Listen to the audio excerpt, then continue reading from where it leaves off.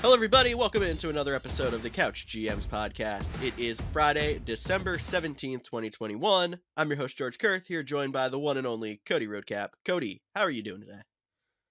I'm doing good, George. It's been a crazy week in the NFL and personal stuff. Man, I'm just good to be doing the podcast and talking some football. Although I feel like this podcast is not going to be super fun for us because we're going to be trying to put together a puzzle that is impossible to put together because COVID is everywhere. But we're going to give you some news and notes for the week that we missed from earlier in the week, and we're going to break down week 15, trying to give you the most up-to-date COVID list, injury reports, who you can play to get to the next round of the playoffs. It's going to be hard for all of us, but we're going to do our best to help you guys out. Make sure you follow us on our social media channels as we can give you even more up-to-date information, especially on our Twitter. We'll be retweeting all weekend with updated COVID lists and everything else it needs to do for the fantasy playoffs. Why don't we jump in here really quick to NFL news? And first on the docket for NFL news, something that I think we all saw coming, but kind of escalated earlier this week, and that is the Jaguars firing head coach Urban Meyer. Cody, do you want to jump in and talk a little bit about the article that came out earlier this week and what brought this to light this quickly? Yeah, so you can say the article this week, Urban Meyer has been under a microscope pretty much all season after he failed to travel back with the team after a loss, stayed in Ohio, got a lap dance from a college girl, not his wife. Questionable evidence what he did with his hands while he was getting that at the bar he was at. Uh, there was then the reports 2 weeks ago about how he, called all his staff losers and said he's a winner, made it very self-centered about himself. And then most recently, the New York Times came out with a piece that former Jags kicker Josh Lambo said that Urban Meyer kicked him. It was during a pregame, I believe, of the preseason, uh, and it transpired with they were talking pregame. Urban said, "Don't miss any bleeping kicks," and ended up kicking uh, Josh Lambo. Josh did say it wasn't like a huge painful kick, like it was like maybe a 5 out of 10. Wasn't serious, but he definitely was caught off guard and said, "Don't ever do that again." So definitely some drama. I know a lot of the players were rejoicing when this happened, which is never a good sign, especially for a guy that was only there for 13 games. Like it was a weird hire at the beginning of the season. It looks like they're going to move on, and you never want to root for anyone to get fired. I mean, Urban Meyer was still, one of the top college coaches when he was in the college ranks. Wouldn't be surprised to see him get a job back in the college ranks. He might take a year off and then come back. But for him, and it's also a shout out to the Jags to, realize they messed up, say, hey, there's too much going on. We got to pull the plug. We can't try to keep making this thing work. We have to do what's best for our franchise. And that's what they did.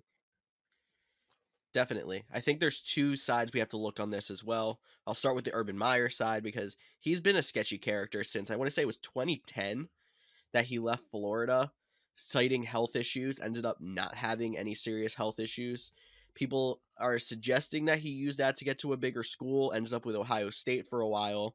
I believe his exit from Ohio State was sketchy as well. I'm not the college football expert here, but so Urban Meyer's been a sketchy character for a while. It's not even just his NFL tenure, and I don't see him getting another NFL job. And part of me hopes that he doesn't get another college job with how this is going, but some college will probably offer him something at some point.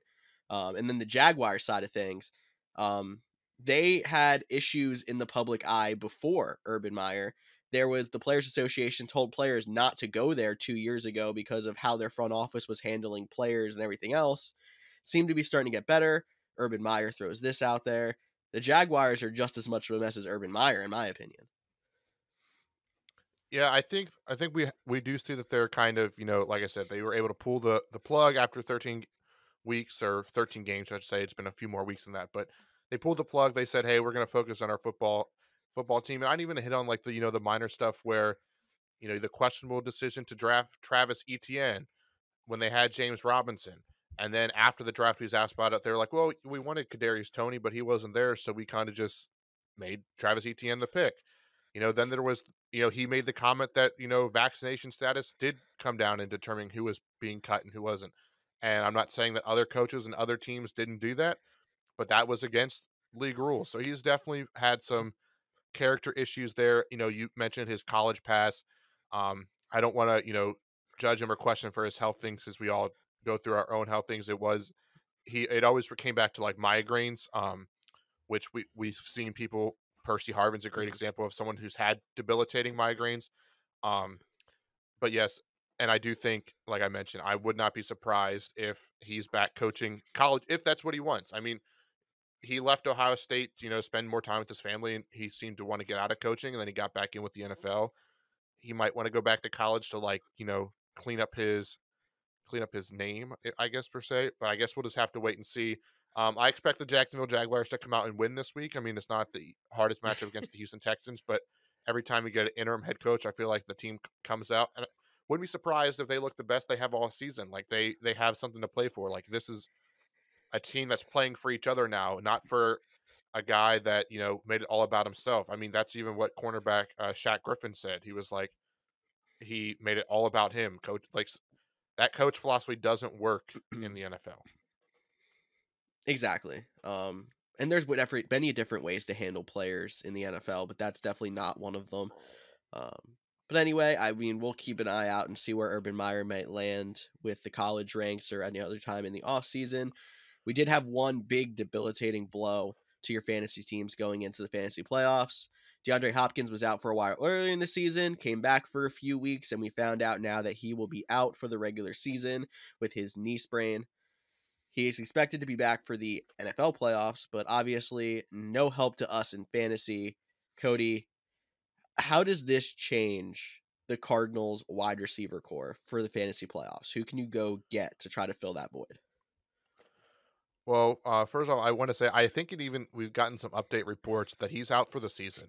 I've heard that he's expected to get surgery now, and it's a 2 to 4 month recovery. So, I mean, maybe if it's at the very end of 2 months, can that make it back if they make it to the Super Bowl? That's maybe 8 weeks That's tough. away. Yeah. So Okay. at this point, unless there's been a second opinion, third opinion that comes out and changes something, it looks like D Hop is done, which is definitely a tough blow for the Cardinals, who were uh, balling out and tied for the best record in the NFC. Answering your question, I don't want to get too far ahead of spoiling you know, our matchup preview, but the guys I would face, I mean, it's the same three that we've been talking about as who would be the number two. Would it be Rondell Moore? Would it be Christian Kirk? Or would it be AJ Green? And I think I tend to lean AJ Green as being the safer guy. I think he'll see a little bit of an increase in targets, and he'll be a guy in the red zone. I think Christian Kirk will still be, definitely a viable option now without him. A guy you have more confidence starting, but I still think he's a little bit more big play threat, or having not as many opportunities. And then Rondell Moore still feels a little bit too much like they're using him as the gadget guy compared to an every down player at this point. So that's how I'd rank those three moving forward. Okay. And yeah, we'll definitely talk about the Cardinals more as we jump into our Week 15 fantasy preview.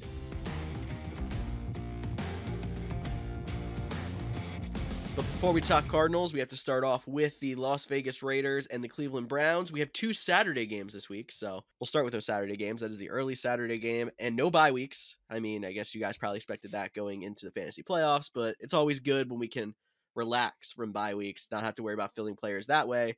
But instead, we're filling players from the COVID list. So I'll start with just the regular injury report. Kareem Hunt is out this week, as well as Darren Waller. Two pretty big hits there, especially Waller. The Raiders are free from COVID, but the Browns may be missing their head coach, Mike Stefanski, two quarterbacks, Baker Mayfield and Case Keenum, wide receiver Jarvis Landry, and tight end Austin Hooper. I'll start with the Brown side because I think one person who might be a good play if they can have a quarterback get him the ball is David Njoku.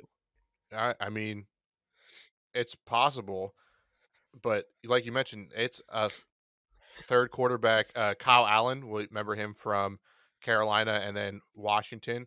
That's to be the guy that's in line to start at this moment. But it's not just the guys that you mentioned, and that was already an incredible list. There's 13 other players, some defensive guys. I mean, luckily at this point, they're still expected to have Nick Chubb, which would most likely be in for a big day because I feel like they're going to almost run the ball similar to like how we saw in that snow game with the Patriots and the Bills. Like they just ran it. I mean, weather shouldn't be too much of a factor in this game, but they're just going to run it. And so Nick Chubb, I definitely like playing him this week, which is obvious, especially heading into your fantasy playoffs. But yeah, I mean, David Njoku, I mean, he's been a little banged up, in the past, struggling with some injuries. Uh, it's just there's not a lot of options. Like, and with Kyle Allen being there, I don't think I want to reach in the first round of my fantasy playoffs on a tight end with a third string quarterback with really no other options. So I just want to double check you on the depth chart because I believe Kyle Allen is actually it is Nick Mullins. It is not Kyle Allen. Kyle Allen is actually on the COVID list for Washington right now. Nick Mullins would be the guy. He's started Those dang red decently in the teams. past. Yeah, right. He started had decent games in the past, but he did not look great for the Eagles in the preseason this year. So I would not have a ton of faith when it comes to that. But I think that name's a little bit better than Kyle Allen. And then not having Jarvis Landry is normally your one wide receiver who you would really trust. I don't like Donovan Peoples-Jones without the quarterback situation. Running ball. Yeah, you're right. And Dearness Johnson could be another guy that could sneak into some fantasy relevance if they're just going to go out there and run the ball. Absolutely. So let's pivot to the Las Vegas Raiders. There's some definitely more guys that you could find out on or can be in your fantasy lineup. And the guy that we need to talk about is, and we've been picking up momentum for him, and that is wide receiver Hunter Renfro. I cannot remember the exact stat, and I, of course, didn't write it down, but I believe it's since week 11 or roughly around the time of the Henry Ruggs incident.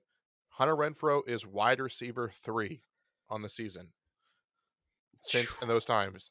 Not a guy you think about as a top. So if you made a trade for him, if you picked him up off waivers, until further notice, he is an every week starter because the last several weeks he would place himself as wide receiver 3. So definitely love the Hunter Renfro play. Um, they're missing a lot of pieces in the secondary in Cleveland, so maybe Derek Carr enters the category of a streamer option.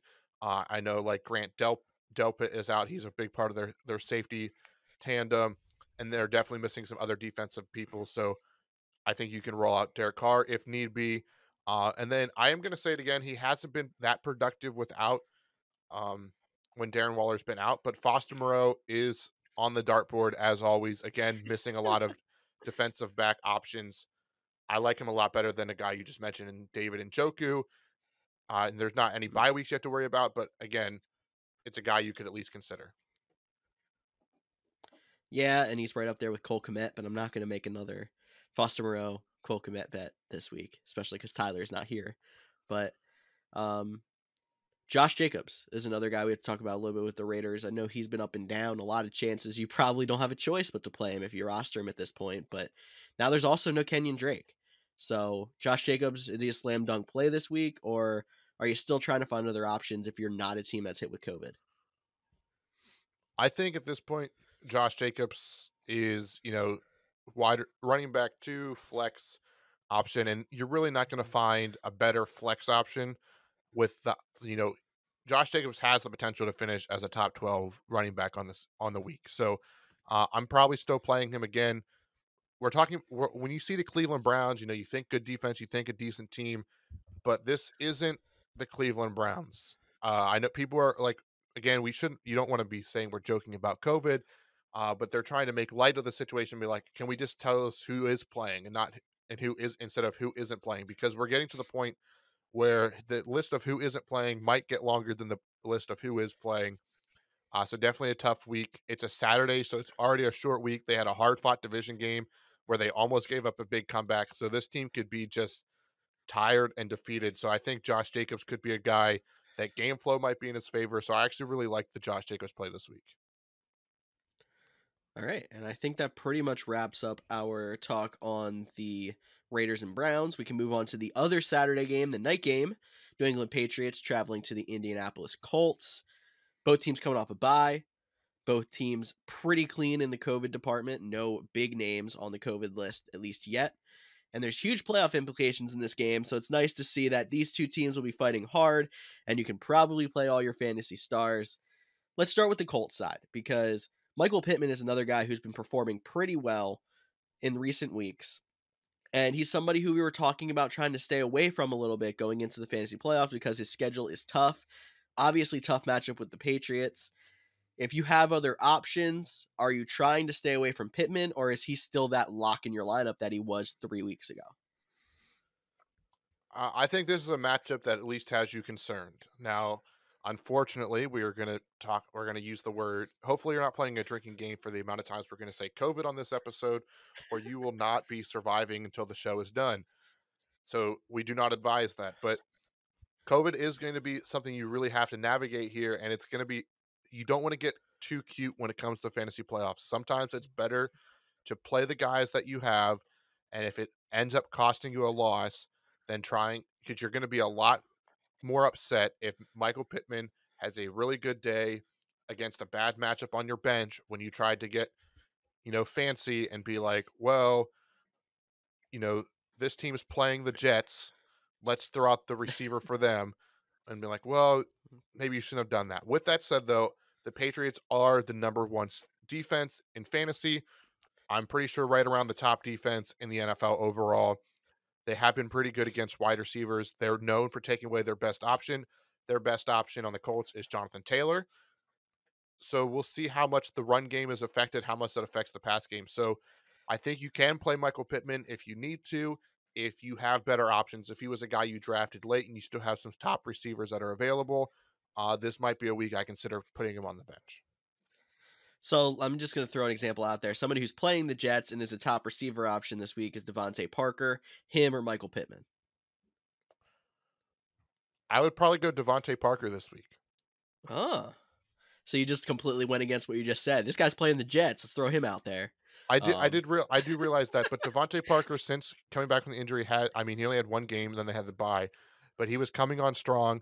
Jalen Waddle was put on the COVID list this past week. They have no running backs healthy outside of Duke Johnson, so I think Devonte Parker, that's an example of where this is like a known guy. Like Devonte Parker has been good in the past. This isn't like taking a stretcher on, well, let's play Mecole Hardman, or let's throw out Sammy Watkins. No, this is a Yeah, I guy that's gotcha. done it before. He's the number. He should be the number one on his team going into this week. It's a plus matchup. That's why I'd like it. But I do appreciate that you found the guy playing the Jets, and thank gosh I didn't say that. But good call, my friend. I got you. So anyway, wrap up the Colts. You're playing Jonathan Taylor. I would avoid Carson Wentz in this matchup. Agreed. I think that's probably it on the Colts side. Going over to the Patriots side, there's always a mess. I'm avoiding Mac Jones still. He's not done enough to be a fantasy starter, in my opinion. The wide receivers, I guess the top guy right now is Kendrick Bourne. The Colts also have a pretty solid defense. Are you avoiding the wide receivers for the Patriots, especially Bourne? Yep, I'm avoiding the wide receivers for the Patriots. I'm not playing Aguilar. I'm not playing Myers. I'm not playing Bourne. They're not in my lineups. Some of those guys probably aren't even on my team. I'm going to look elsewhere. Mm-hmm. I talked about it on the previous show. We are through the bye weeks. I know COVID is becoming worse. It already is worse than bye weeks, but it's becoming really a problem as of late. So depth is a little bit more important than we may have thought of on Tuesday alone. After we've now had over 100 players test positive, but you don't need to hold on to your fifth and sixth wide receiver. Go out and get a defense for your next matchup. Go out and get a handcuff running back. There's better ways to help prepare your team for the fantasy playoffs. So with the Patriots wide receivers, I'm out on them. It's only the running backs. It's going to be tough. I think both are startable. I don't know if they're both going to put up, top 24 every week, but I do think they're both startable. Damian Harris is definitely the favorite guy. He is a little, he's been a little bit banged up. He's still expected to play and all that, but he's been a little bit banged up. So I think Ramondre Stevens is still in there. And then the only pass catcher for the Patriots is Hunter Henry. He has slowed down since he had 6 straight games with a touchdown. But he still seems to be a guy that they at least look for in the end zone. So I think you can roll him out there as a tight end. All right, I think that pretty much covers Patriots Colts, and then we could sleep and go into Sunday, the 1 o'clock games. The Dallas Cowboys facing off against the New York Giants. Good divisional matchup here. The Cowboys are missing wide receiver Cedric Wilson, so that at least solidifies the top three and Dalton Schultz a little bit, but it's still very crowded having those four major weapons there along with the running backs.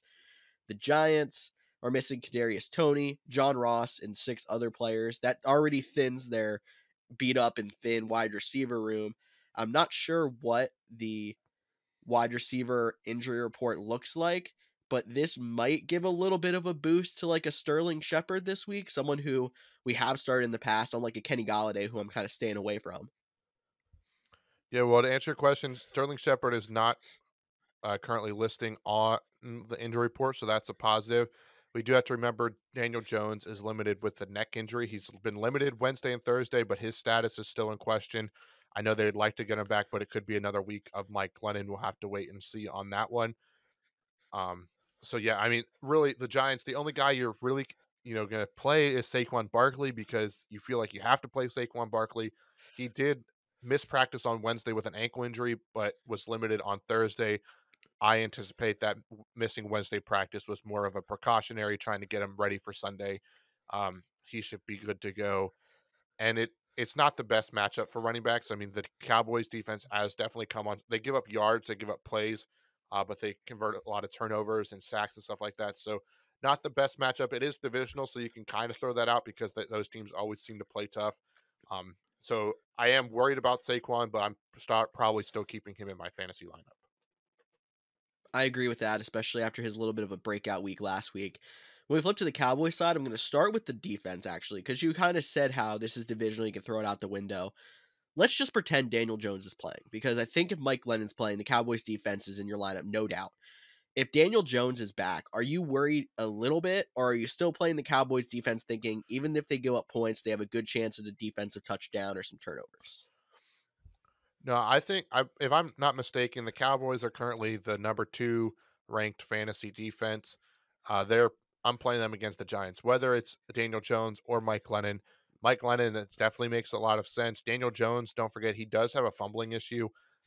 So while yes, they might give up points, wouldn't be surprised. They might not even score a touchdown, but they'll probably have a handful of sacks and a turnover or two and still be able to protect the points that you lose for giving up points. So I do like the Cowboys defense in this one.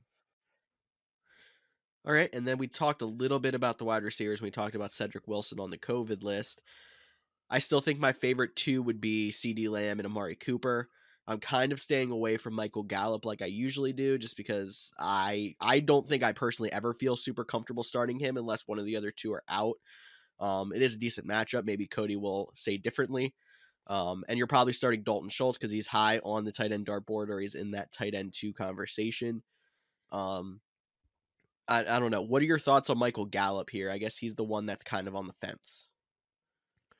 Yeah, I think you can play him. Again, he's a decent flex option. The question is, will they be able to put up enough points? I mean, on paper, this matchup looks like it should be a blowout for the Cowboys. We talked about who they're missing on offense, but they are also missing Adoree Jackson and cornerback Aaron Robinson. So 2 cornerbacks are missing on the COVID list. Those are some of the other 6 players that are missing. So I think that bodes well for CeeDee Lamb, which I believe is the number 1 wide receiving option in Dallas. I think he is taking on that mantle. He is the guy that should be seeing the most targets, does get the most targets. Amari Cooper, he's a little bit more high variance, but he is the number 2 guy. I tend to like Michael Gallup a little bit more than I would a Dalton Schultz this week, but positional value, I think Dalton Schultz is a little bit a better value.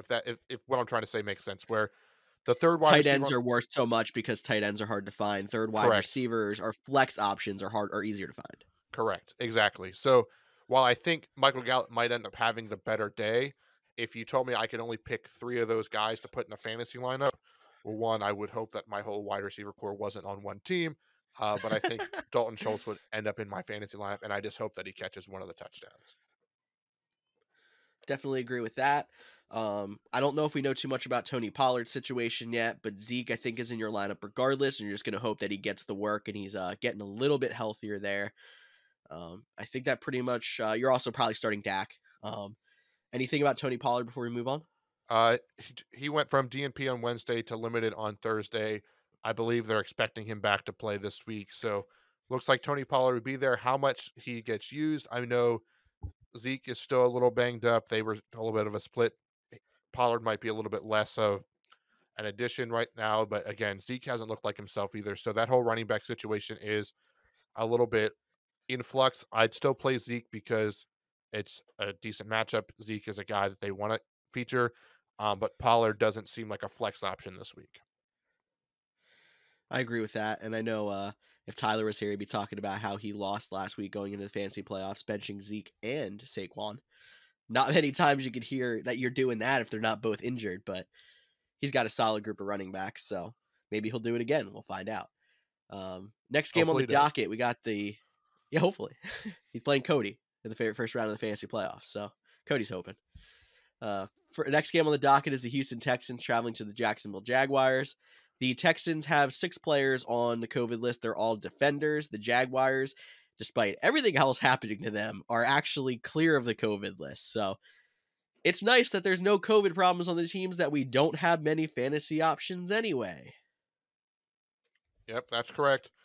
I'm going to wrap both these teams into one. We don't need to break it down into each team. For the Jacksonville Jaguars, you're going to start James Robinson. Now, I will say he went from limited on Wednesday to DNP on Thursday. So that's definitely something to monitor as we progress through the week. I know Urban Meyer would say he's still going to play. Well, Urban Meyer's not the head coach anymore. We could see how this team approaches it, knowing that they were eliminated officially from playoffs after their loss last week. So James Robinson could be a guy, and his backup, Carlos Hyde, is also not practicing with a concussion. So even in a plus matchup, the running backs in Jacksonville might be hard to find. So, but if Robinson's a go, he's a go in your lineup. The Texans side, Davis Mills is actually looking a lot better this time around than he did the first time.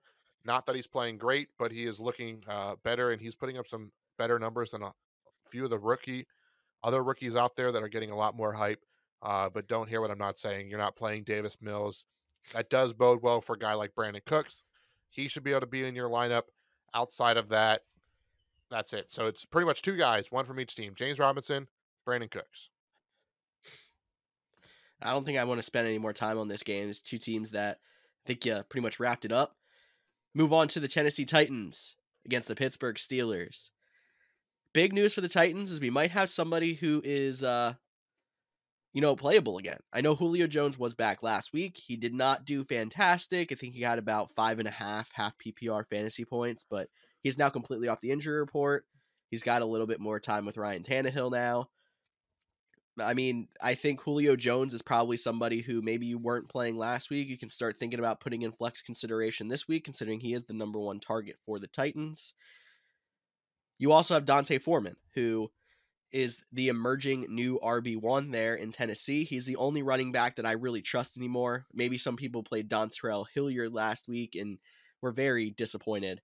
I think we're down to Foreman there, and the Titans have really found an identity in their run game without Derrick Henry.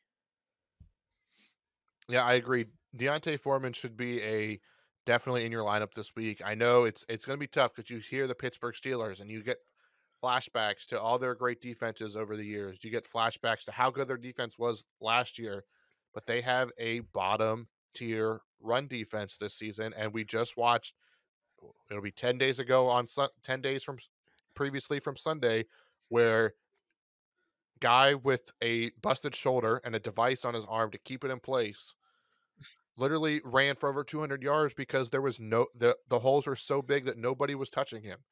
So until the Steelers prove that they can stop the run, I think, running back play is a really good option against the Pittsburgh Steelers, which is even hard for me to believe that I'm saying because of how dominant this defense has been over the past. But I do like Foreman. I think Julio Jones is in some flex considerations. I mean, the Steelers still haven't gotten Joe Hayden back at corner. TJ Watt is he's limited, still banged up with his groin. So they are already having some issues on defense. So Foreman, Julio Jones, I'm not quite there on Ryan Tannehill to be a streamer option, yet I think there's, 12 to 14 other quarterbacks I'd rather have than than him. It's probably going to be a low scoring game, which I don't even know who that favors at this point. But again, this is another matchup that is pretty critical for, you know, not just fantasy playoff implications, but actual NFL. The Steelers are right in the mix of it in the AFC North still. The Titans are trying to hang on to the AFC South. I mean, they can still technically lose that even though they've lost to the Indianapolis Colts twice. I know if they win, they're in the playoffs. They clinch it, but again, it's a tough matchup that they'll have to, still play hard and hopefully come out with a victory. Definitely. I think that pretty much wraps with the Titans side. There's still not a lot of weapons over there I feel confident in playing. But on the Steelers side, we always have to talk wide receivers because Deontay Johnson's the main guy. He's someone that's in your lineup. Chase Claypool has been coming on a little bit in the last few weeks when he's not deciding to celebrate with 30 seconds on a running clock. The Titans defense has been mid-tier. Is Chase Claypool somebody that you want to have in your lineup this week? Is he just somebody you'd put in a COVID situation? What do you think? Yeah, see, this one is tough for me. I'm going to go back to your guy that we mentioned about. Like, Chase Claypool is right there with the Michael Pittmans, the Devonte Parkers. I feel like Devonte Parker is still the guy I'm starting over him. And then Michael Pittman, I feel like I would still play over Chase Claypool, but you're right. Chase Claypool has been coming on pretty strong. I think he could be a solid flex option. And, he gets 3 or 4 deep shots a game, and he only has to convert one to go out there and do it. I like Chase Claypool. He's might not be the safest option, but, like a guy like KJ Osborne, who we talked about last week, he played against the Steelers. If you're debating him and Chase Claypool, I'd probably lean Chase Claypool. I feel like that's a little bit of a safer option. So hopefully I answered your question, but we talk about it all the time. If you're deciding and you have your team and your specific 2 players that you want to hear advice on, feel free to tag us on Twitter, shoot us a DM on Instagram, post on our Facebook group. Whatever it is, we'll be happy to help with any roster decisions you need for Sunday or Saturday this week. Definitely, because this week is going to be a week where you need personalized information, I think, more than even usual. But you're talking a lot about Devonte Parker still. Unless you have anything else to say about Steelers Titans, I'm going to move us on to the Jets and the Dolphins. So yeah, Jalen Waddle is most likely out with COVID, as well as all 3 Dolphins running backs, meaning Lindsey, Ahmed, and Gaskin. They did sign Duke Johnson. He would be the guy if nobody is back. It is worth noting that Gaskin was the first one on the list. I believe it was last Saturday he was put on the list. So he has the best chance of testing out if he is vaccinated, but we're really not sure about any of the 3. So I guess we should start with the running backs. Duke Johnson, not a lot of time in the system. If he's the only healthy running back against a poor Jets defense, are you thinking about it? Yeah, this is going to be very hard because I literally just told you not to get cute. But my God, the Jets are the worst running back defense in fantasy football. Like, how do you not play the only guy there that's going to run the ball? Like, and it's not like it's some rookie that we never. Duke Johnson, has put up decent numbers when he's gotten his limited opportunities to be a full time guy in the past. This could be. I'm going to talk about a former Dolphin, but if you remember, I think it was 3 seasons ago now, we had Kenyon Drake get traded on a Monday for a Thursday night matchup, and everyone was like, "Well, you're not going to play Kenyon Drake. He's been there for 2 days." And he went out and balled out in Arizona that game. Duke Johnson has the possibility to do this week. It's not going to feel great. I mean, if maybe you're stuck with a bunch of COVID options and you don't have a choice, like myself, you can go out there and roll Duke Johnson. I'm not going to tell you to go out there and bench Ezekiel Elliott for Duke Johnson, even though Zeke hasn't been putting up those numbers. That's getting a little kind of crazy. But with the amount of running backs that are hurt or on the COVID list, I really do like the Duke Johnson play this week. It's definitely an interesting one. And if one of the 3 running backs comes back, Duke Johnson's got to be off your board. So keep an eye out on that. Obviously, you said the first most likely option is Gaskin. This would be one of the few times where Gaskin would be a slam dunk play this year. Wide receivers, there's no Waddle. We already talked about that. You're probably playing Gesicki. Is Tua a stream play against the Jets as well. I know the Jets are worst against the run. They're normally a little bit better against the pass, but I feel like that's even been evening out as the season's progressed. Yeah, Tua without Jalen Waddle, even though I do like Devonte Parker, without the actual running backs, I'm going to pivot away from Tua this week. Um, he's probably better than some guys, but I mentioned like a guy like Derek Carr. Like I'd rather play Derek Carr this week over Tua. I think they're gonna be close to, what their current rank is now. I think Carr might have a better week. So I know it's the Jets. I know it's a juicy matchup. But for me, I would probably pivot away from Tua unless you're in that, 2 quarterback, 16 team super flex league that we always talk about. Yeah, exactly. But then on the Jets side, it's important to note Michael Carter was a full participant in practice. He is somebody who might be back in your lineups this week. He was kind of a flex type play before. The Dolphins isn't the worst matchup, but their defense has been getting better in recent weeks, so their numbers might be a little skewed from the beginning of the season. On the COVID list, Elijah Moore, who was already out for the season. And there's 2 other wide receivers. I'm really not sure of the status of Corey Davis, but is he somebody who starts to sneak back in your lineup this week because there's a lot of other wide receiver options down? Corey Davis, that's a great question. I haven't. Oh, he is out. Never I mind. was I gonna think say he is out, isn't he? he actually, yeah, he is out. He's missed the rest of the season. He Yes. is. I was like, man, why have I not any thought about Corey Davis at all? That is because he is out. So That no, is why you have I not think thought of Corey Corey Davis is Davis. a terrible play. I would Good. not. Good idea. I would not play him. Uh, I don't really like any of the Jets wide receivers this week. I understand some people are going to be desperate and not have a choice. If you're one of those, I'm sorry. I hope you or wish you nothing but the best of luck. Jameson Crowder is going to be the guy I would say go with. Again, the Dolphins defense has been playing a lot better. They're probably like my number one stream option for fantasy defenses this week. So I don't have a lot of faith in the Jets. Yeah, I don't think there's really anybody else I would think about instead of like maybe Jameson Crowder, better played than Corey Davis, and Michael Carter as a possibility for your flex as well. I think that means we can move on then to our next matchup, the Washington football team against the Philadelphia Eagles. This is an interesting COVID game. While there's not a lot of people who would actually affect you in fantasy on the COVID list, Washington is missing so many defenders that there is a chance that Philly can feast on offense. And we don't know the status of Jalen Hurts yet. He's splitting reps in practice with Gardner Minshew. We found out this week he has a high ankle sprain, and that is why it is holding him out more. When we thought it was just an ankle sprain, it was a little bit strange, but that makes more sense. But this would be the 3rd week since the injury, so there's a chance Hurts comes back. I think if he is back, he's a slam dunk play. But if he's not, is Minshew somebody on your streaming radar? Yeah, this is going to sound crazy, okay? Okay. And hear with me.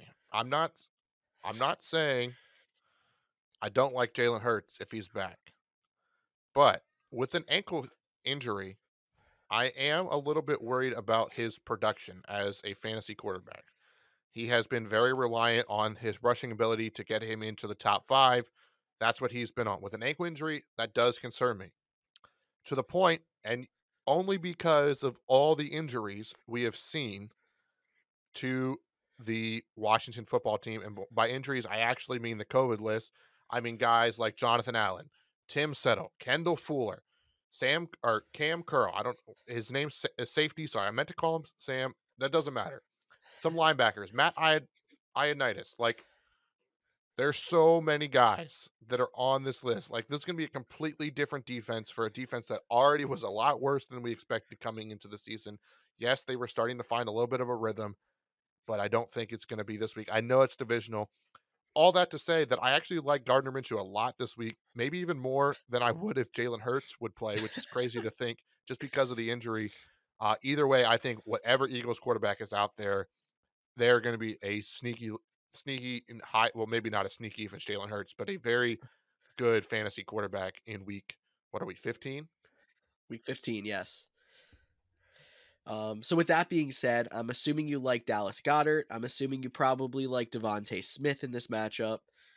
And I don't know much about the running back situation. I know Miles Sanders was back, had his best game of the season right before the bye, left in the fourth quarter with an ankle injury. If he's back, he's probably somebody you definitely should play as well. I agree, and then we talked about it on the other show. Make sure you at least checked your waiver wires for Jordan Howard. If Yes. Miles Sanders doesn't go and Jordan Howard does, he's a good start. Jordan Howard and Miles Sanders are both been limited Wednesday, Thursday, so we'll have to follow that injury report closely. If they both don't go, then I think you can reconsider Boston Scott as definitely an option as well. Yes, that's exactly what I was going to say there. Moving on to the Washington football team side, only offensive player that really um, has any effect is backup quarterback Kyle Allen.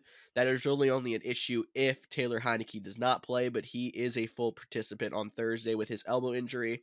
Looks like he will be good to go. They are also missing J.D. McKissick. He is in concussion protocol, and Terry McLaurin was limited on Thursday. We do not know his status. I think someone I want to talk about, but it might be getting too cute, is Curtis Samuel. So he hasn't Too played cute, much this season with his injury. Too cute. and he hasn't practiced. He has also not practiced. Okay. Injuries are still ravaging him, so he's out. So Washington is a tough offense. Antonio Gibson is the I don't only want. guy that comes to my Yep, mind Antonio who is a Gibson. start on Washington then. I agree. No one else. I mean, Terry McLaurin is going to be a hard bench, but against this secondary with potentially a third string quarterback or even a banged up Taylor Heineke, again, Terry McLaurin, Darius Slay. This is a matchup where McLaurin has been producing the last several weeks. I think it's time to consider him not the guy we drafted on, and a guy that could see your bench for a guy. You know, this is a great example. I mean, if you have McLaurin and Michael Pittman, I know I've told you to bench Michael Pittman, but I'm gonna say bench or play Michael Pittman over Terry McLaurin in this instance. So that means I like Devonte Parker better than Michael Pittman. Or not, I already said that. I like better than Terry McLaurin. I consider Chase Claypool over Terry McLaurin. So there's as good as McLaurin is, it's just not the week to play him. And unfortunately, we're at the point where he might not be a guy that you hopefully you might have been counting on um, heading into your fantasy playoffs. That just has been so unreliable. Now, if you have no other option but Terry McLaurin, I want to give you hope. In our league of record, I am playing co-host Tyler Snyder. We have been in this league together since 2013. I am 1 and was it 10 or 12? I forget what I I think went back. it's 10. 1 and 10 all time against him. 1 and 10 all time. And he has Terry McLaurin. So, my luck says Terry McLaurin will still ball out despite what I believe. So if you're in that situation, at least know I warned you. And if you do bench him and he does ball out, I apologize. That is why. Cody Luck striking again, potentially. But I would definitely look for other options for McLaurin if you can help it. I think that means we can keep moving on along here. We have 2 more games than usual because of no buys. So the Arizona Cardinals traveling to the Detroit Lions. The Lions side is a little bit easier, I think. So we'll start with that side. Something actually we forgot to mention in news. TJ Hawkinson, I hear, is supposed to be getting season-ending thumb surgery. He is going to miss the rest of at least the fantasy season, and the Lions aren't making the playoffs, so the rest of the season. Unfortunate, because he was somebody who was an every week starter at tight end. You have to start finding other options at that position now. Keep looking at the dartboard. Deandre Swift was also did not participate in practice. Backup running back Jamal Williams could be back from the COVID list. We are not sure yet. If he's back, he is definitely somebody I want to start this week, despite the Cardinals being a tough matchup. But I think there's just going to be a volume play there. Somebody we talked about in the early in the week show was our boy Craig Reynolds. If you do not have Swift, if you do not have Williams, it is a tough matchup. Are you thinking about a Craig Reynolds, or is that also too cute? Yeah, I mean, as much as I love rooting for Craig, I feel like that's a little bit too cute. I mean, I did start him and win a league last week. Yeah, that's right. It was a Couch. league you were eliminated from the playoffs, so you just did it because. But Yeah, but I probably would have did it even if I was fighting for a playoff spot because that's just how my When you're season has desperate, you're gone. desperate. That's right. When you're desperate, you're desperate. I mean, I had that or Jeff Wilson. It wasn't like it was, a huge decision. But We're anyways, just in that 0.1% of the population that knows Craig Reynolds and knew that there was a chance. right. So with that said, um, I do like Craig as a person. He was a great guy to interview when we got the opportunity to do that in college. But I don't think I'd play him this week. The Cardinals, it is a good matchup. Unfortunately, this doesn't seem like a game that's going to stay relatively close. So I mean, I'm not playing any of the Lions players or any of the Lions running backs, I should say. So no, I'm not playing Craig Reynolds. The only Lions player I will play, and I think you should play, is Amra St. Brown. This will now be the third straight game without Deandre Swift. We expect Deandre Swift hasn't practiced yet, and like you mentioned, T.J. Hawkinson is expected to miss the rest of the season. Not official yet, but that is the way it's trending. So in those previous two games, when those both have been out, Amon-Ra St. Brown has stepped up to be the guy, seeing 12 targets in each of the last two games. He's the guy they're using, getting the ball to, which they should. He's probably their best offensive weapon with those guys out. So again, Amon-Ra St. Brown is a guy that I think is in line or should be in your lineups. Definitely, he's the one line I would feel confident in as well. And it's also noting the Lions have a bunch of defensive backs on the COVID list, meaning already in a positive matchup for the Cardinals, there's a defensive backfield for the Lions that is banged up. So we're missing DeAndre Hopkins. We talked a little bit about this group at the top of the show, but I personally think Christian Kirk is a smash play this week. I'm sure Cody's probably got to feel similarly for AJ Green if he considers him the number one option in Arizona. Honestly, both of them could end up being good plays against the Lions, I like against a both. banged up Lions secondary. Yeah, I like both. And I wouldn't even I wouldn't get cute with it, but if you needed to, I wouldn't even be mad about playing Rondell Moore. It's a terrible matchup. They're banged up. There's going to be a lot of points. I do think we should talk about the Cardinals injuries because I don't have that pulled up in front of me. But James Conner, it wasn't very well noted, but on the last play of the Monday night game, tweaked his ankle. So he might be out for this game. He hasn't really been practicing too much. Um, we all thought Chase Edmonds might be back this last week. He ended up not getting activated. So we think he's going to be activated this week. So it could be a little bit of a shakeup for the Arizona running backs. If they both go, again, I think they can both play. I mean, it's going to be hard to support, 5 or 6 viable fantasy options, but I think they all have potential to be top fantasy options. So at that point, you're playing them all. In this matchup, this is like the safest. If they were going against a top end defense, I think it'd be harder to say, oh, these people coming off of injury or like you just slam dunk play it. But I like Edmonds against the Lions, even if he's just coming back.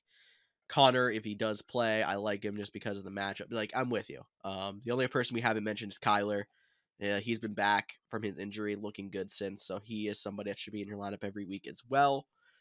If there's anyone else you want to mention, you can cut me off. I'm going to move on to the Carolina Panthers against the Buffalo Bills. Panthers' only person on the COVID list is Christian McCaffrey. We all know he is already out for the season. The Bills are missing 2 linebackers. I believe they're actually both starters, so that could help somebody like a Chuba Hubbard, but he's someone that's in kind of flex consideration as well. He did not actually play too well last week, but he salvaged his fantasy day with a touchdown. Yeah, that's some great points. I'm not gonna lie, I kind of missed who we were talking about, uh, but I agree with everything that you just said because you are a great fantasy football analyst, and I'm going to talk about Robbie Anderson now because I don't I'm believe going to that. totally cut that clip to use later, so you know. That's fine. I don't care.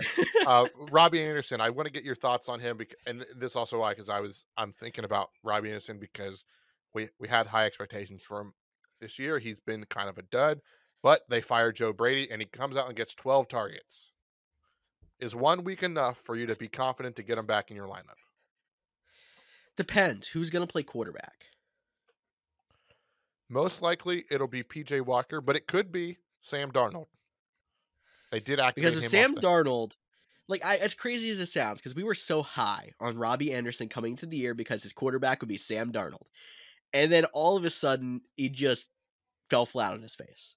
If Sam Darnold's back, I'm very I'm really concerned about Robbie Anderson, at least for the first week. If it's PJ Walker, I think that they've showed they want to get him enough targets that I'd be confident playing him, as well as DJ Moore. But I think that is where the tipping point is. We got to watch Sam Darnold's practice window and see if they decide to activate him. Alrighty, and it's crazy how we went from add Cam Newton to Cam Newton's been benched 2 straight weeks. We don't expect him to play, except he might steal some red zone attempts from like Chuba Hubbard and guys like that. And Go figure. apparently, Amir Abdullah wasn't as involved as we expected last week, so that's another guy you can pretty much forget about for now. Let's talk about the Buffalo Bills. The Panthers defense is actually pretty good. So I think that takes away the other guys like a Gabriel Davis and a Cole Beasley, in my opinion. I think you're still rolling Stephon Diggs, you're still rolling Josh Allen, and you're still rolling Dawson Knox. I think those guys are pretty safe. Is there a running back you're willing to play? You I see, mean, 1 week they keep Zach Moss active and they give him 10 carries because that makes sense. And then the next week, they just make him a healthy scratch. So, like, if Zach Moss is active, I almost feel like he's going to be the guy who gets the most carries, which makes no sense. If he's inactive, my favorite is Matt Breida. More carries is probably Devin Singletary. In general, they all don't get enough work, and they're not explosive enough to be fantasy starters. It's just a fun game playing who's getting the Bills carries today, because I think that's the best thing you can do with the Bills running backs. I agree. I wouldn't play any of them. And I did. Oh man, I saw something on Twitter that I meant to say for the podcast to bring it up, and it was talking about free agent running backs and which guy I thought was going to go to the Bills, and it made a ton of sense. Um, Man, if you find that, retweet it. We'll let the fans know. If you think about it for the end of the show, I would love to hear it as well. there was two of them. The one was Leonard Fournette because he's a free agent and the way he's played, that would make a ton of sense. But there was another guy that I was like that I'll look for it after the show and send it Okay. out. Yes, I'm sure the fans would love to hear that because it's never too early to start looking at next year. But we are still looking at the fantasy playoffs. I mentioned DJ Moore slightly. He's somebody who has been a little bit more consistent in recent weeks. I think he's probably somebody you're going to play this week. Chuba Hubbard is in flex conversation. The Bills side, we mentioned the wide receivers and running backs. I think we covered everything. I don't know why I'm kind of just rambling at this point, but I think it's because I forgot we started talking about the Bills. But that'll do I'm it for 1 sorry. o'clock then. You threw me off at the beginning when you would have cut me off with Chuba Hubbard and went to Robbie Anderson, but it's fine. I We can move apologize. on to the 4 o'clock games. You're a great fantasy analyst, Cody. Thank you. Cut that too. Got it. I'll give you one. The Cincinnati Bengals, and that just ruined my credibility in one word. Cincinnati Bengals are traveling to the Denver Broncos. The Bengals have 3 defenders on the COVID list. The Broncos are also not hit too hard. They have a backup running back Mike Boone, a defender, and a practice squad wide receiver. So pretty much everyone you're used to seeing for these teams will be in. Starting from the Bengals side, let's start that receiver. Who you got as your rankings for Bengals wide receivers this week? Has it changed from last week? No, T. Higgins and Jamar Chase are both in your lineups. Tyler Boyd isn't. Which one catches the deep touchdown is yet to be seen because it's not Sunday yet, but they'll both be active, both get targets. So I like both those guys. I was somebody who had to rely on Joe Burrow the last few weeks because I'm somebody with Jalen Hurts. Is Joe Burrow still in your borderline starting quarterback or somebody to fill in category there? Yeah, Joe Burrow's a tough evaluation this week because the Broncos defense has been pretty good. They're coming off of a tough game. I do like Joe Burrow a lot. I'd probably, he's not like a must start by any means. Like I'd probably still play Derek Carr this week over a guy like Joe Burrow. But I could definitely see Joe Burrow finishing between quarterback, 10 and 15. All right. And then continuing with our game of play that receiver, Broncos wide receivers, you playing any of them? Nope. Next question. I think I missed Joe Mixon on the Bengals side, so we'll go back and hit that one first. The Broncos running backs have to be the next position we look at. Jamal Williams had another great week last week. Melvin Gordon, I believe, was back last week. I don't Javonte. know why I'm blanking. Javonte. See, Jamal, I'm falling apart. Jamal Williams is a Lion, and he's on the COVID list. I am falling apart with this Bengals Broncos game. I'm gonna have to start passing it over to Cody a little bit more. all right, George, I got this. Javonte Williams. I got this. Javonte Williams, Okay. Melvin Gordon. They can both be in your starting lineups. They're both dealing with a little bit of injuries. The one to watch out for is Javonte Williams. He went from limited to DNP on Thursday, so he a little bit of regression, where Melvin Gordon has been limited the whole time. But whichever one goes, if they both go, they can both be in your starting lineup. The Bengals have been bottom tier against the run.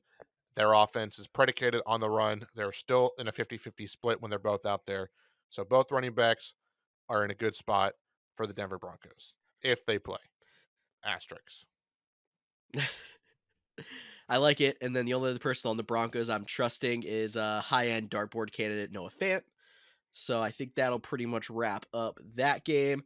Moving on to the Atlanta Falcons traveling to the San Francisco 49ers. Another game that has not been too hard by hit too hard by COVID. Falcons have 3 defenders. The 49ers are clean on the COVID list. Starting with the Falcons side, Cordarrelle Patterson is your stash It was Melvin play. Gordon. I'm pretty sure it was Melvin Gordon for the Bills because he'll be a free agent. And we were just talking about him. I There think you that's who it go. was. Sorry That for would make a interrupting. lot of sense. That Yeah, really would make a lot of sense. Yeah, Melvin Gordon would be a great fit for the Bills. He'd fit in nicely, wouldn't, need a lot of carries, be productive. But again, that's getting too far ahead. We got all offseason to talk about fantasy matchups and players we want to see on new teams. George is introducing us to the Atlanta Falcons at the San Francisco 49ers. Like you mentioned, both teams, as of right now, which is Thursday night, they are both doing pretty well in avoiding COVID. The thing for me to watch for the Atlanta Falcons is Cordarrelle Patterson. It was a DNP on Thursday, but don't be alarmed. That was veteran rest because I know it's like the first time he's ever broken out, but he is in his 30s and he should be good to go. And you can play him in your fantasy lineups.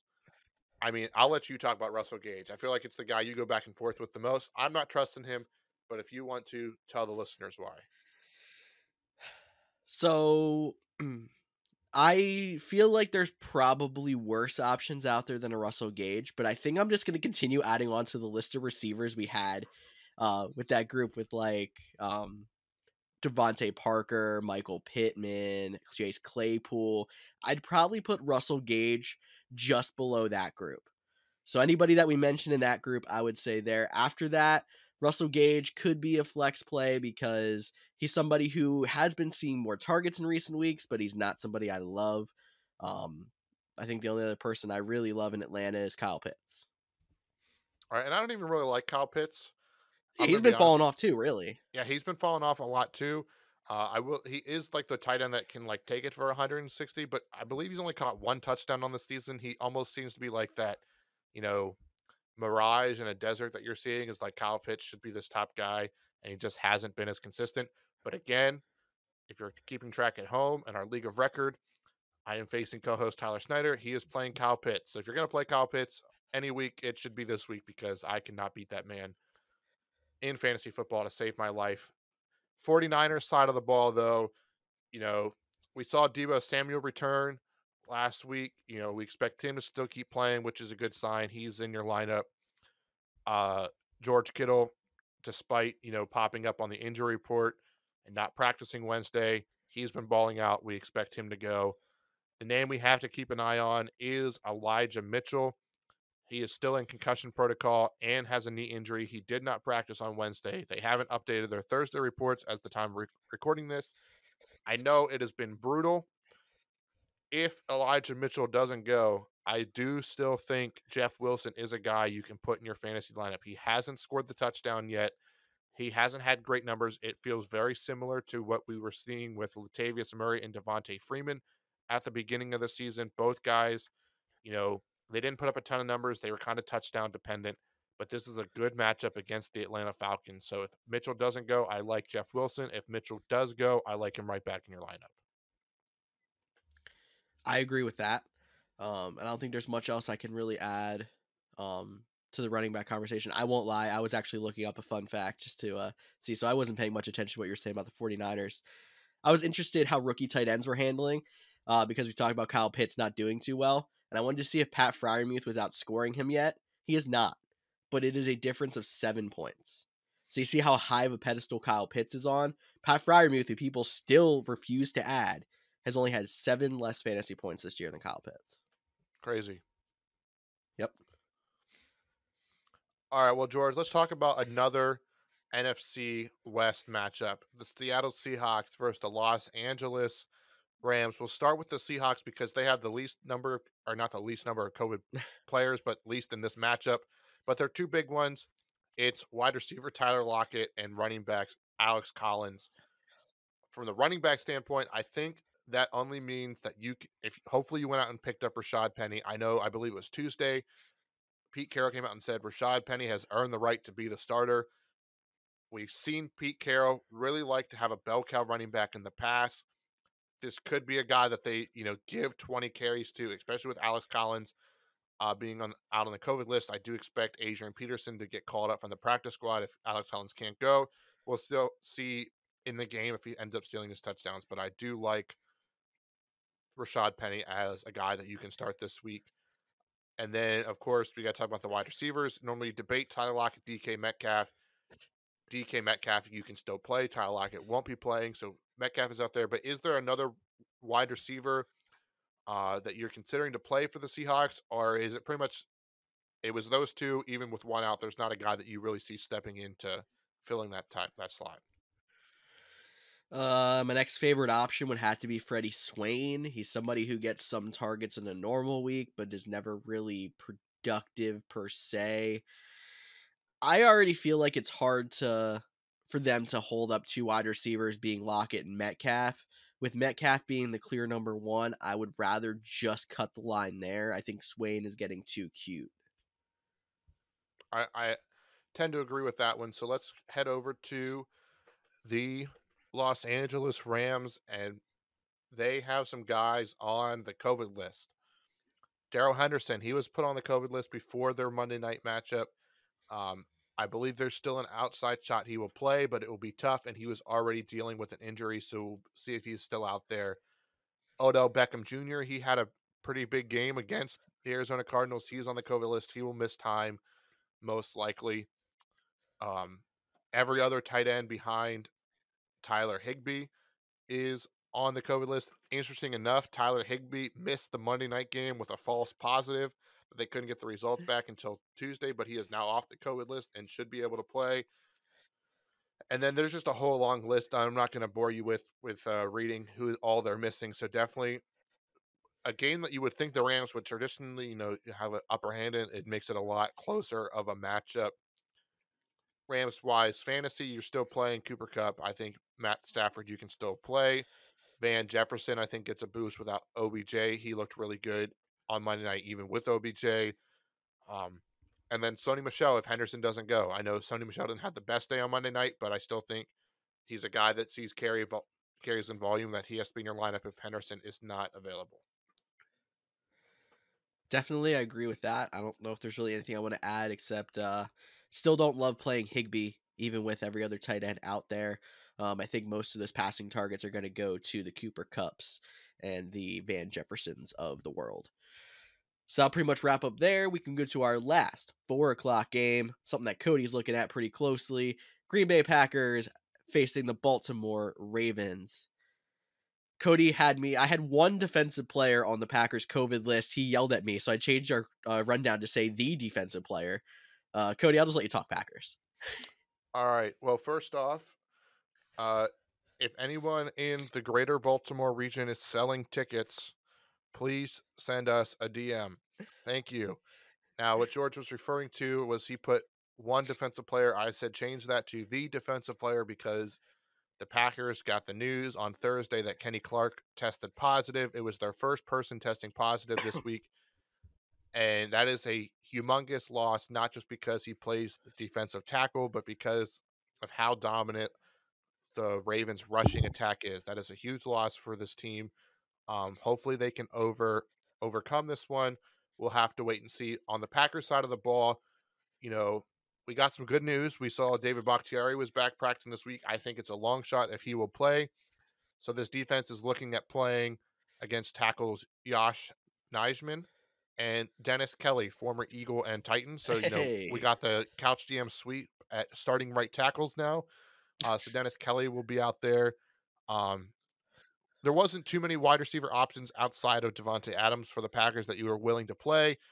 Alan Lazard, he had a really good game. MVS, those are guys. They're both, shots in the dark. They're better daily fantasy options than guys to rely on throughout a regular redraft league. Aaron Jones, we do have to watch. He was limited practice on Wednesday, and then DNP on Thursday with a knee/non-COVID illness. So we'll see if the DNP for Thursday was more knee related or more illness related. He did get a little shaken up in their game last week, but AJ Dillon was running, and they were like, we'll let him rest. Remember 3 weeks ago, he did hurt his knee a little bit, so they're protecting the knee for the stretch run. So I think AJ Dillon is in your lineup, and Aaron Jones should be in your lineup because as we saw this previous week, AJ Dillon could have 8 carries and get you right to the 5-yard line, and then in ran Aaron Jones to steal both the touchdowns. So definitely like those guys. Other than that, I mean, you're playing your stars for the Packers, and the Ravens is the more interesting case because Lamar Jackson hasn't practiced yet. I know they're really trying to get him recovered to play. Everybody wants him to play for Baltimore. It's a huge game, not so much for, conference rankings, but the Ravens are trying to stay ahead of the AFC North. And it would be a lot different with Lamar Jackson versus Tyler Huntley. But let me talk about Tyler Huntley for a second because he's another one of those quarterbacks that runs the ball. The Ravens did a really good job of getting 2 quarterbacks with a similar formula so they don't have to change their offense too much if they're missing Lamar Jackson. I know it's probably getting cute. We talked about playing Gardner Minshew if Jalen Hurts is out. Tyler Huntley's somebody that has to be in your conversation, at least if you're missing a quarterback this week, just because he's going to get you rushing yards. And the Ravens offense actually did not look terrible last week, even with Huntley. I mean, they had a struggle in the first half, but their second half, they actually looked pretty good. So somebody who I'm at least thinking about if I'm in quarterback trouble, but he's definitely below the mates of like a Derek Carr, a Joe Burrow, and even a Gardner Minshew if there is no Jalen Hurts. But on the Ravens side, I think you have to look at running the ball more. So I think I'm with you on the Tyler Huntley. For example, I'm in a 2 quarterback. Well, I'm not. My mom is, but my mom couldn't name 3 active NFL players if you asked her. So her work thinks it's her, but it's actually me. But in that league, it's a 2 quarterback league, and there's no quarterbacks on free agency. And I have Jalen Hurts and Lamar Jackson. So I could be double screwed going into this week. So I do like the addition of Tyler Huntley if, I don't have both of them because of the running ability. I will say the Packers have yet to allow a single 100-yard rusher. They've allowed over 100-yard rushing games, but they haven't allowed a 100-yard rusher. And the Ravens are pretty banged up on the offensive line heading into this game. Alejandro Villanueva, Patrick McCarry, Tyree Phillips, Ben Powers, all on the injury report, varying between DNPs and limited practices. So that's definitely something to monitor. Without Lamar and 4 of their 5 preferred starters, that could be a tough matchup against a very solid run team defense, which is mind-blowing to say in the Green Bay Packers. With that being said, though, I still think I like Devonte Freeman because I think there's a good chance he gets in the end zone. I am surprised that today, of all days, I did not mix up Devonte Freeman and Dante Foreman.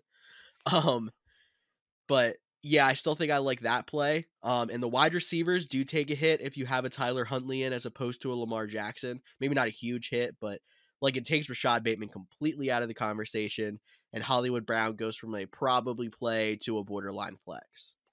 It's also worth noting that Hollywood Brown DNP'd on Thursday with a non-COVID related illness as well.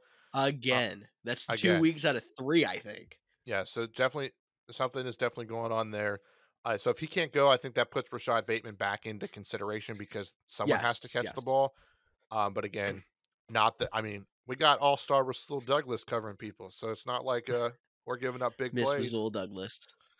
But other than that, I mean, it should be a fun matchup, but there's still a lot of question marks surrounding this one, so you'll have to stay tuned for us. Let's head into the Sunday night matchup because we're definitely getting a little long here, so we got to pick up the pace. We'll start with the Tampa Bay Buccaneers. They're hosting the New Orleans Saints. Will this be the first time Tom Brady beats the Saints as a Tampa Bay Buccaneer? Hopefully not, but probably will, because he has the kryptonite against the regular season Saints.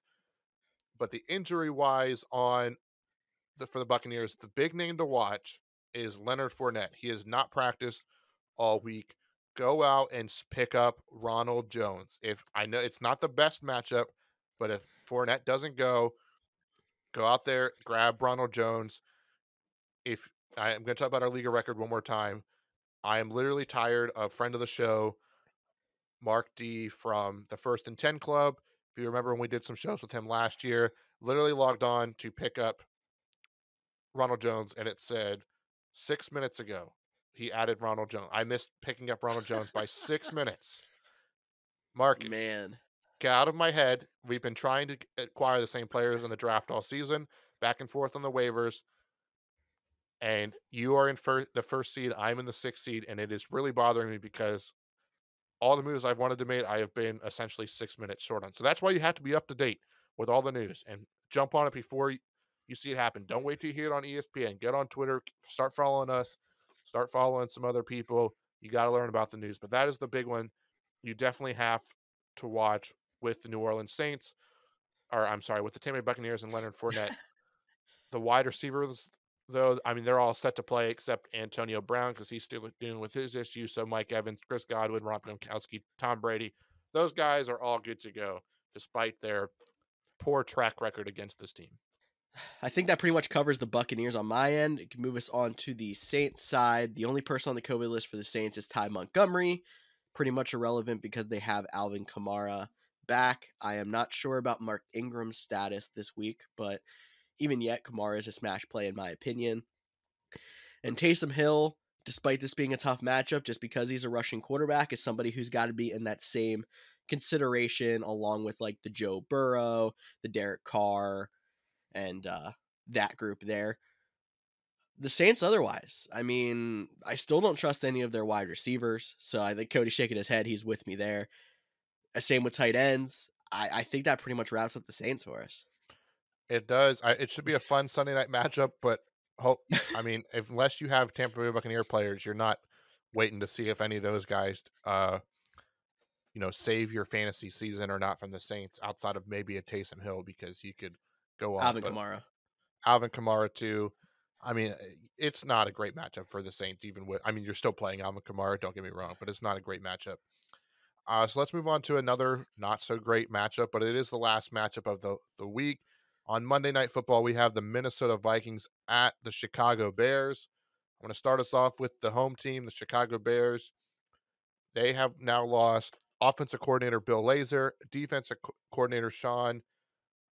I always can't remember how to pronounce his name, so I'm not even going to try here on the air. And then special teams coach Chris Tabor, 2 COVID-19 protocols. So obviously there's guys in the background, but a big, Matt Nagy be like, well, I'll just coach every team and show why the Bears need to extend him for 4 more years. Smoking like a true Packers fan. That's what I'm hoping. I mean, don't take what I'm saying as serious. It was definitely as sarcasm as a Packers fan. But that'll be interesting to see how that plays out. The Bears also did have to put wide receiver Allen Robinson, who was just starting to come back from injuries, onto the COVID-19 list, along with backup tight end or third string tight end Jesse James, depending on how you rule that one out. Some offensive linemen and some defenders. So definitely a team that's struggling.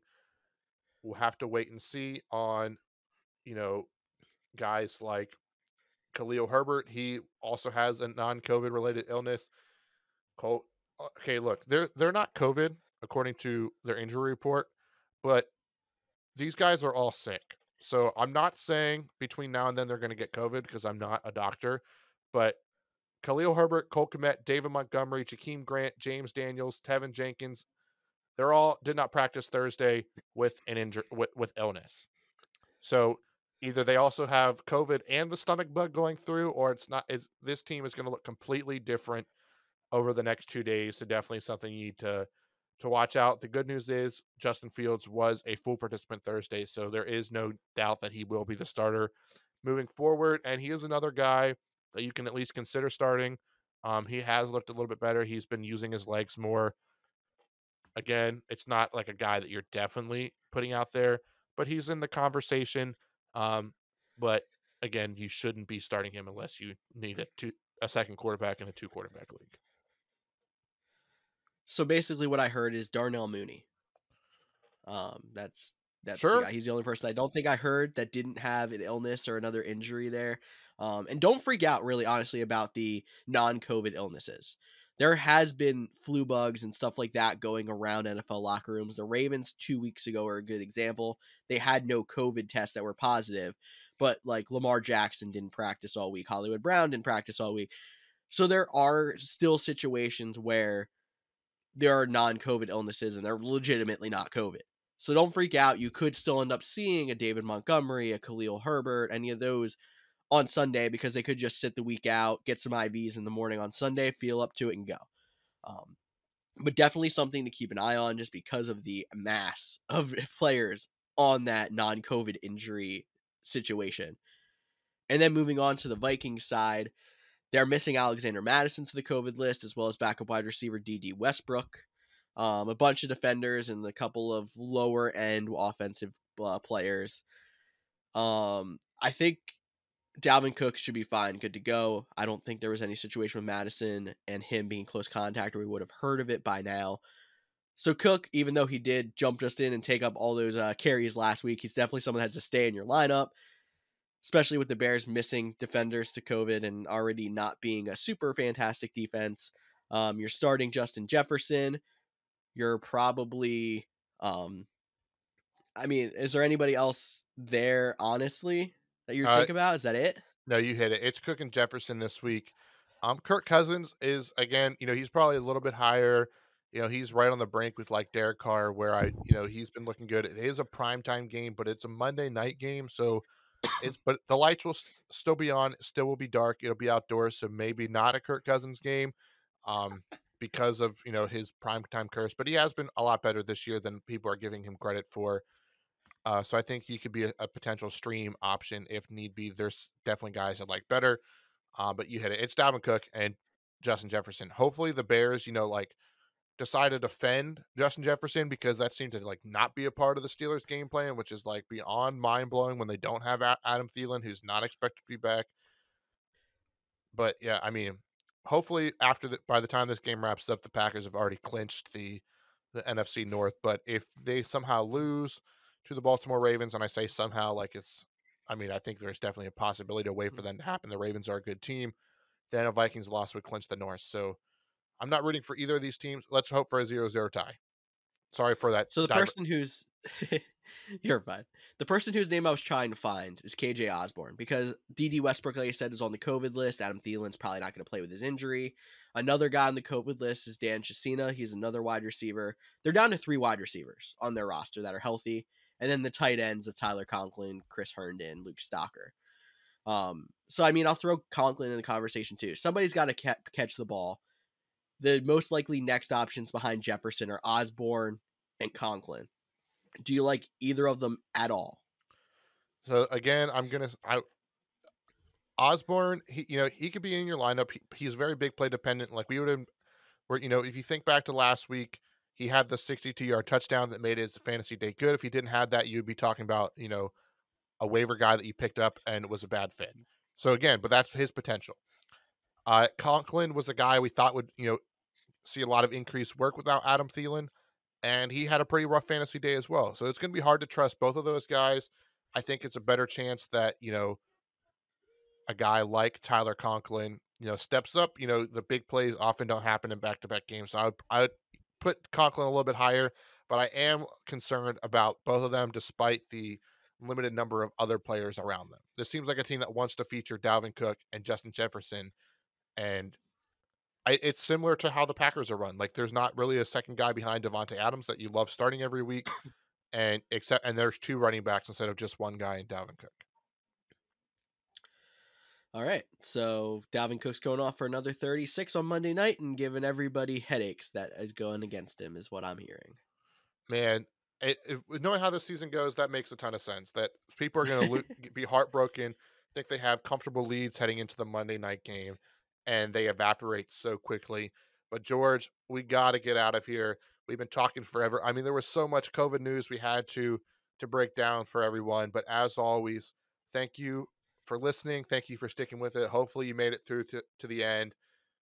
As always, if you need help, especially this week, there's a lot of questions, a lot of information that is rapidly changing, and we're not going to know until Sunday morning, Monday morning, Sunday night, how some of these things will play out.